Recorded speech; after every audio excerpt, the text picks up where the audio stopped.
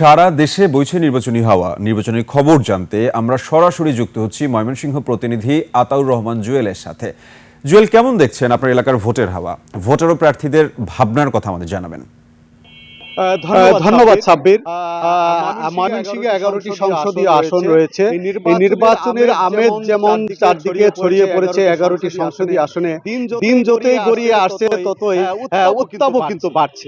ভোটারদের মাঝে যেমন রয়েছে উৎসাহ উদ্দীপনা, তেমনি রাজনৈতিক দল এবং অন্যান্য অংশীজনদের মাঝেও কিন্তু উত্তাপ ছড়িয়ে পড়ছে। আমি যদি আপনাদের মাধ্যমে জানাতে চাই, ময়মনসিংহের আসনে ৯টি আসনে কিন্তু বিএনপির বিদ্রোহী প্রার্থী রয়েছে।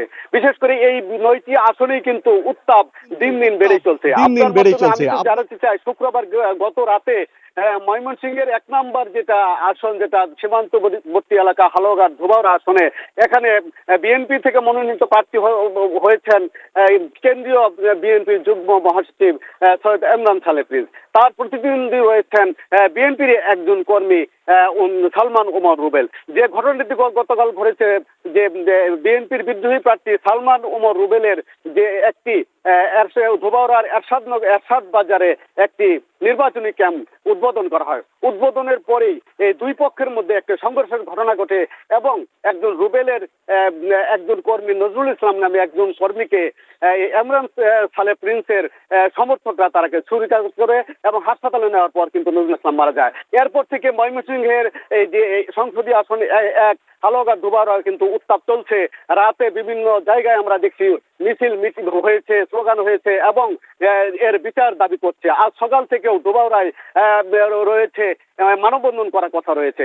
এছাড়া ময়মনসিংহ অন্যান্য জায়গায় একই অবস্থা, দিন দিন উত্তাপ ছড়িয়ে পড়ছে। তারপরেও ময়মনসিংহে ভোটারদের মাঝে বেশ উৎসাহ উদ্দীপনা রয়েছে। আমি এখন অবস্থান করছি ময়মনসিংহের ৪ সদর আসনে, ময়মনসিংহ নগরীর কাছিজুলি মোড়ে। আমি নিশ্চয়ই পিছনে দেখতে পাচ্ছেন বেশ কিছু ভোটার আমার সাথে অপেক্ষা করছেন। আমি একজন ভোটারের কাছে জানতে চাই যে এবার নির্বাচনে মানুষের মধ্যে আগ্রহ দেখছেন এবং ভোট কেন্দ্রে মানুষ ভোট দিতে যাবে কিনা। ধন্যবাদ আপনাকে। আপনারা জানেন যে দীর্ঘ ১৭ বছর আমাদের যে ভোট না দেওয়ার আকাঙ্ক্ষা, এটা রয়ে গেছে।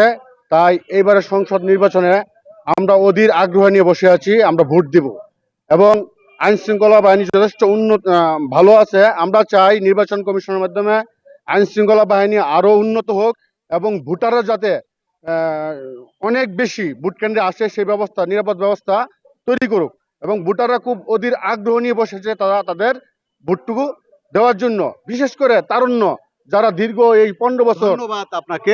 হ্যাঁ সাব্বির, আপনি নিশ্চয়ই একজন ভোটারের কথা শুনছিলেন। তারা চাচ্ছেন নির্বাচন কমিশন যে সময় আছে এই সময়ের মধ্যে আইন শৃঙ্খলা পরিস্থিতি নিয়ন্ত্রণে আনবে এবং সুন্দর একটা পরিবেশ তৈরি করার মাধ্যমে সাধারণ ভোটাররা তারা ভোট কেন্দ্রে যাবে এবং তাদের পছন্দের প্রার্থীকে নির্বাচনের মাধ্যমেই তারা বেছে নেবেন। এই ছিল ময়মনসিংহে নির্বাচনের সর্বশেষ।